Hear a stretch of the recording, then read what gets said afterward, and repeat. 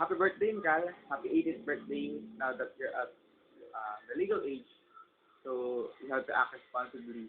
So, describing Mikal in one word, actually, it was not as easy as it sounds like. Ang daming pumasok sa isip ko at talagang pinag-isipan ko siyang maigi. But, I arrived at this word that will surely describe Mikal as who she is. So, Mikal in one word is lalaki. Lalaki kasi minsan, umaarte siya na parang lalaki. Alam mo yung parang napapaligiran siya ng lalaki, tapos mas lalaki pa siya doon sa mga lalaki yun.